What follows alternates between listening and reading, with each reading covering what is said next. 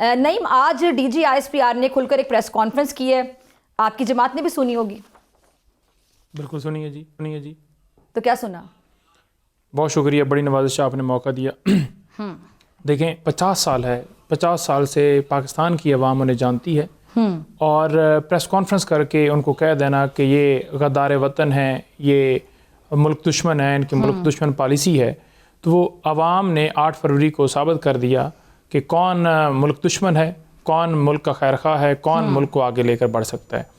इस सारे मामले के ऊपर मैं एक शेर कहूँगा कि हुसैन तेरे काफ़िले की याद आ रही है, डटा हुआ एक शख्स जो मुकर नहीं रहा।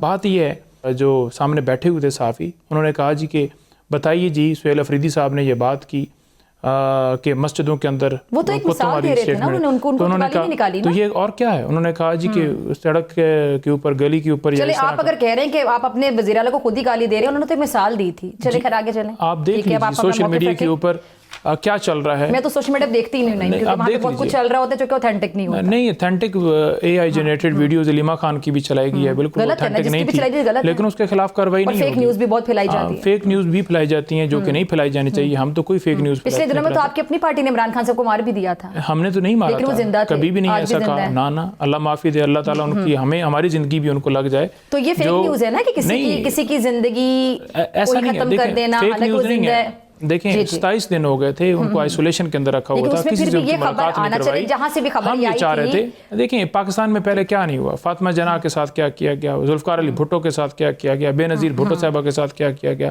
पाकिस्तान में जो डिक्टेटरशिप रही है वो आपके सामने है। जब आप एक्सपेक्ट ही नहीं कर सकते कि ये कानून और आइन के मुताबिक चीज़ नहीं हो सकती, उसके बावजूद हो जाए, तो फिर आप समझ लीजिए कि पाकिस्तान के अंदर कुछ भी हो सकता है। इमरान खान के ऊपर जितने केसेस बनाए, उनकी एहलिया के ऊपर इद्दत केस तक तो सारी चीज़ें लेकर आए, तो आप क्या एक्सपेक्ट कर सकते हैं कि पाकिस्तान में निज़ाम इंसाफ ठीक है, ये सारी चीज़ें रूटीन के मुताबिक चल रही हैं, तो इनसे तो कुछ भी एक्सपेक्ट किया जा सकता है।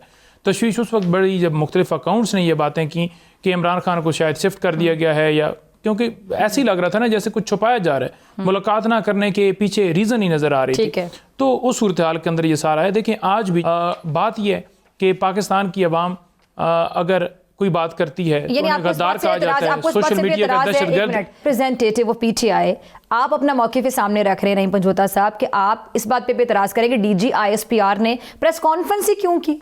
इमरान खान के नाम से शुरू हुई और इमरान खान के ऊपर खत्म। नाम उन्होंने लिया ही नहीं, बाय द वे। नाम तो एक शख्स कौन है, तो खुद एज्यूम कर रहे हैं कि खुदा ना खासा, मैं तो ये नहीं कहूंगी, अब आपने एक लफ्ज़ इस्तेमाल किया, आपने कहा कि सुहेल अफरीदी साहब के लिए DG ISPR ने ये लफ्ज़ इस्तेमाल किया। सुहेल अफरीदी के हवाले से सवाल किया था। मैं खुद भी मौजूद थी, एक मिनट, मैं खुद भी उस प्रेस कॉन्फ्रेंस में मौजूद थी, मीडिया के हमारे और भी दोस्त आपके सामने चला देता हूं। नहीं, मैंने, मुझे पता है हसन अयूब साहब ने एक सवाल पूछा था, आप शायद उसका हवाला दे रहे थे। सुहेल अफरीदी के सवाल, अच्छा, एक एग्जांपल दे रहे थे ना वो, तो एग्जांपल में उन्होंने सुहेल अफरीदी को खुदा ना खासा गाली नहीं निकाली। किसने की? उन्होंने गली में सड़क पे कुत्ते भौंकते हैं, किसकी बात? जब सवाल वो करें तो उसका तो एग्जांपल यही दिया ना, उनको कहा कि कुत्ते भौंकते रहते हैं। अगर आप खुद अपने वज़ीर आला को गाली निकालेंगे, इस बात को आगे कहां लेके चलूं? मैं फॉर एग्जांपल ये कह दूं कि फलां स्टूडियो आप, ये जो इंडियन चैनल को इंटरव्यू दिया इमरान खान साहब की हमशीरा ने, बहन ने, आपको नहीं लगता कि उनको जो बातें उन्होंने वहाँ पे जाके की, एक दुश्मन मुल्क के मीडिया को जब आप इंटरव्यू दे रहे होते हैं तो आपको बड़ा सोच समझ के अल्फाज को चूज़ करना होता है, बड़ा सोच समझ के बात करनी होती है, और फिर जिस तरह वो ढिंडोरा पीटते रहे अपने हेडलाइंस में, ये तो ऐसा लग रहा था जिस तरह उनको कोई मवाद दे दिया गया, बयानियाँ दे दिए गए खेलने के लिए इंडियंस को।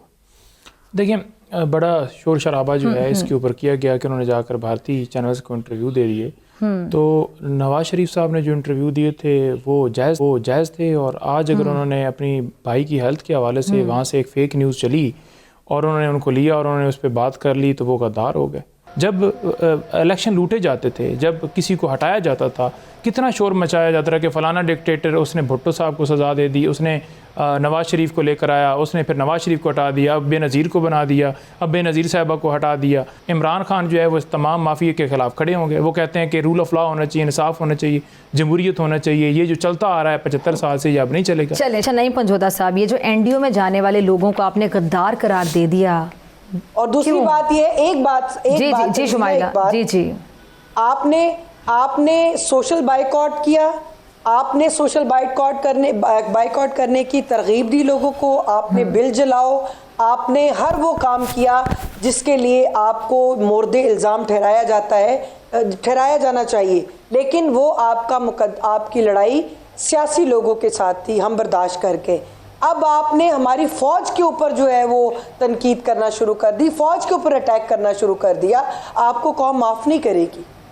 अच्छा जी, एनडीओ में जाने वाले गद्दार कैसे हो सकते हैं? नेशनल डिफेंस यूनिवर्सिटी में जो लोग जाएंगे वो आपकी नज़र में गद्दार होंगे, आप लोग उनको गद्दार कहेंगे, आपकी पार्टी के साथ वो लॉयल नहीं होंगे, ये चीज़ ज़रा समझाते हैं। देखिए, पहली बात इन्होंने की फौज के हवाले से इमरान खान साहब नहीं, पहले मेरी बात का एनडीओ वाली बात का जवाब दे, बाकी उनकी बातों के बाद में। पहले एनडीओ वाली बात वो साइड पे ना हो जाए बात। देखिए, एनडीयू के ऊपर खान साहब का मौक़िफ़ ये था कि जो जिन लोगों ने हमारे ऊपर जुल्म किया, जो जुल्म कर रहे हैं, एनडीओ वाले जुल्म कर रहे हैं आपके ऊपर। देखिए, ज़ाहिर बात है, फौज का वो है ना, वहाँ पर जाकर फौज के अफसरान से मिलना है, तो फौज आपके ऊपर जुल्म कर रही है, यानी आप ये ऑनर कह रहे हैं बात आप? हाँ जी, बिल्कुल कर रही। आप कह रहे हैं एनडीयू वाले मतलब आइसोलेशन में किसने रखा है? अच्छा, एनडीयू नेशनल डिफेंस यूनिवर्सिटी में मेरा मौक़िफ़ ले लेना, तो आप अपना मौक़िफ़ बाद में। आपका मौक़िफ़ ऑलरेडी ऑनर हो गया, ठीक है। अब मैं दूसरी तरफ आ जाऊँ। देखें, तो आप वो मौक़िफ़ कंप्लीट करें ना। खान साहब ने क्या कहा? बिल्कुल, उन्होंने कहा है जी कि ठीक नहीं है, वो उनके साथ नहीं मिलना, ना मोहसिन नकवी, इस टाइप के जितने भी लोग। देखिए, तो वो यही जेस्चर आता है ना कि हमें कोई इशू नहीं है, जो हमारे ऊपर जुल्म हो रहा है, इमरान खान जेल के अंदर है, उनकी जेल के अंदर है, हमारे और नहीं, पूरी फौज से नहीं है, बयानियां बना रहे थे पूरी फौज से नहीं, हमारी लड़ाई एक शख्सियत से है, तो शख्सियत से ही है। ये शैला साहबा, आप शैला आप भी एग्री करेंगे, शुमाइला आप भी,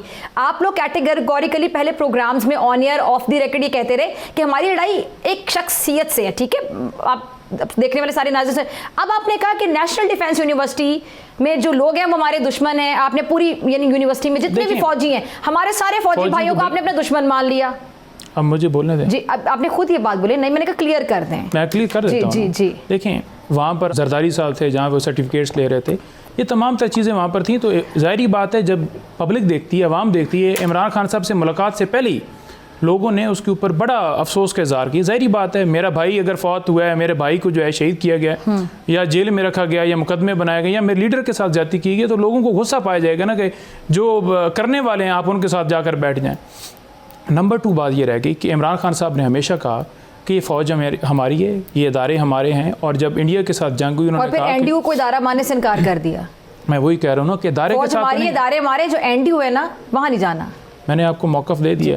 देखें, जो भारत के साथ जंग हुई, हाँ। उस वक्त भी इमरान खान साहब ने कहा कि मोदी फिर से वार करेगा और हम बिल्कुल जो अपनी अफवाज हैं उन पर फ़ख्र करते हैं, उनके साथ हैं। हमारी जो है लड़ाई नहीं है फ़ौज से, हमारा पॉलिसियों पे एतराज़ हो, ये काम बंद होना चाहिए। आपके सामने है कि बाजवा ने, तमाम इन लोगों ने, सब ने मिलकर जिस तरह इमरान खान साहब को गैर आईनी तरीके से हटाया, पूरी कौम को नहीं पता, उस पे ही साइफर केस बना। आज मैं ज़रा एक सवाल आपसे पूछूंगी, पूरी कौम सुन रही है, आप लोग जो इन पे इल्ज़ाम लगाते हैं, फ़ौज पे इल्ज़ाम लगाते हैं, अब ज़रा अपना पीटीआई का टेन्योर याद करें। 2018 में जब आप लोग आए थे तब आई थिंक आप पार्टी में नहीं थे, आप तब वकालत कर रहे थे। ये जब 2022 के बाद आपने पार्टी में शमूलियत इख्तियार की है? नहीं, पहले था। आप पहले भी थे, ठीक है, आपने एक्टिव नहीं था। एक्टिव नहीं थे, चले हम, क्योंकि हम तो लीगल साइड खान साहब के केसेस 18 से पहले भी देखते थे। चले ठीक है, आप मतलब एज ए लॉयर तो काम कर रहे थे ना। अच्छा, लेकिन आपने सियासत में प्रॉपर कदम अब रखा।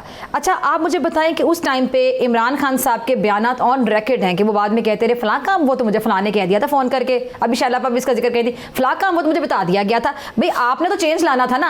आप चले पीपल्स पार्टी में भी तनकीद करते हैं, आप PMLN पे भी तनकीद करते हैं, आप लोगों ने तब्दीली लेकर आनी थी, तो आप लोग क्यों फलां की बातें सुन रहे थे?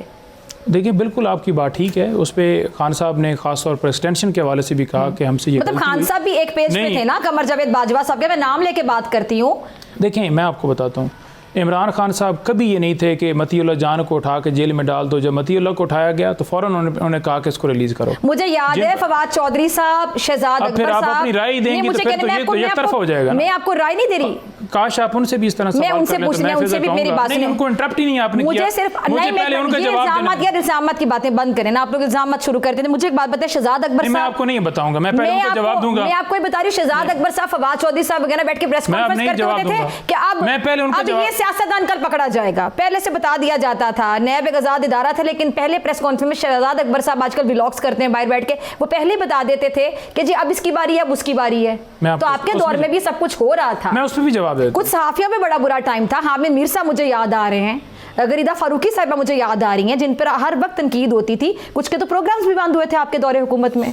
मैं आपको बता देता हूँ ना जी, अब सुन लेंगी तो फिर मौका आ गया। देखें, पहली बात तो ये है कि अगर आप रसीदें नहीं देंगे जदादों की, आपको याद नहीं है कि जिस तरह एवनफील्ड अपार्टमेंट तो निकले हैं ना, अभी भी डील के जरिए ये ख़त्म करवाए गए हैं। ठीक है, इनसे हलफ दे दें कि आपने जो है वो उसका मनी ट्रायल दिया है, ये नहीं देंगे।